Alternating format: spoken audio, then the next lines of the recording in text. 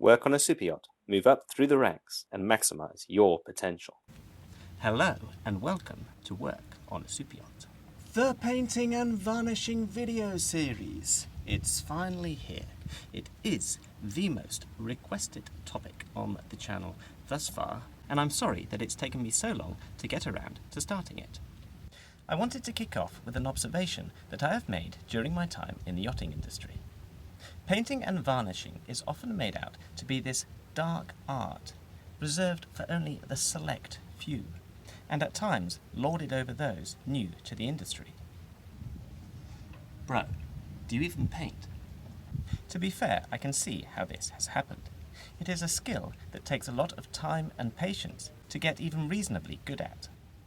Those in the know are therefore very protective and passionate of their skills. They don't want some new deckhand just waltzing on in, taking the paint jobs and making an absolute mess of them. The unfortunate consequence, then, of this withholding of knowledge is that on any particular boat you may only find one or two people who are able to do paint or varnish to a reasonable standard. The reality is that with time and practice, everybody can paint and varnish, and I believe that it is the responsibility of any lead deckhand, bosun, officer, or captain to ensure that the whole deck team gets exposure to these really important skills. I have been incredibly lucky to work for two chief officers in particular, Mitch and Justin, who are very experienced with painting and varnishing and who took the time to mentor me and show me how to do things properly. If you find someone who is willing to mentor you in this way, it is your responsibility to ensure that you take the time to learn as much as you can from them. With that being said, I think it's time we take a look at what it's all about. Now, before we can paint anything, we need to know what we're painting. You may be thinking that all of these boats behind me are made of the same material, but you'd be wrong.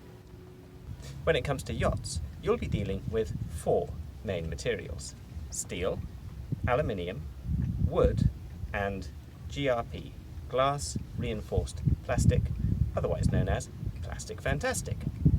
As a rule, it'll only be the older yachts that are made of wood, but of course you'll find wood laid on the decks and used decoratively around the boat.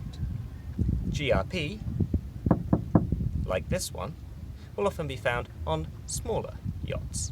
It's easy to mass produce, cheap, lightweight, and it doesn't rust.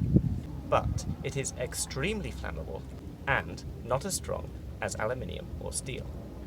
For this reason, you'll typically only find GRP used up to yachts of about 40 meters in length. Any bigger, and you'll be looking at aluminium, where weight is a major consideration, or a combination of steel hull and aluminium superstructure, which I would imagine the large boat behind me is made of. Great, so once we've determined what we're painting, we can decide what we're going to paint it with. This is where things get yet more complicated, because this boat, made of GRP, for the most part, isn't actually covered in paint, but rather something called Gelcoat. Gelcoat is applied, worked and finished very differently to paint. This is not to say, however, that GRP can't be covered in paint. The hull of this yacht is a case in point because it is painted. Gelcoat, paint. Gelcoat, paint. Now, due to the fact that Gelcoat systems and paint systems can be considered completely separate, for now I'm going to set aside Gelcoat and instead focus on the paint and varnish system from one particular brand that you may have already heard of, called Allgrip.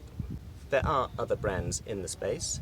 Two in particular that I can think of are International for paint and Epiphanes for varnish, but from my experience at least, Allgrip is the most popular choice. Notice how I call them systems, because we're not just talking about one tin of paint being applied direct to the material, but rather a whole system of layers applied one on top of the other. So, for a given area, you may have a substrate primer, fairing compounds, a top coat primer, and a top coat. Rather than me just talking about this, I think the best way for you to really understand it is to download Allgrip's application guide from the link down in the description below. And while you're down there, I'd be really grateful if you'd go ahead and click that like button. Within this little book, you'll find everything you need to know about the entire system, from surface preparation to product compatibility and mixing ratios and induction times. Because again, to make this yet more complicated, when we talk about a top coat, we're not just talking about one tin of paint, but rather a base that needs to be mixed with a converter, reducer, and, if necessary, an accelerator. My advice would be for you to save this guide direct to your mobile phone so that you always have it with you. After all, it is your knowledge of this guide that's going to really help you make the most of the paint system and use it to your advantage. This is particularly handy, for example, when somebody takes the corner of the tender off the day before the boss is due to arrive, and you need to get it patched up and painted quick time overnight in time to pick up the guests the following morning. Right, that's it from me. Consider yourself introduced to Gelcoat, paint and varnish. Now, for future videos in the series, you can look forward to us getting stuck into actually applying these products. As always, don't hesitate to drop any questions down in the comments section below. Please like and subscribe, and I look forward to seeing you next time.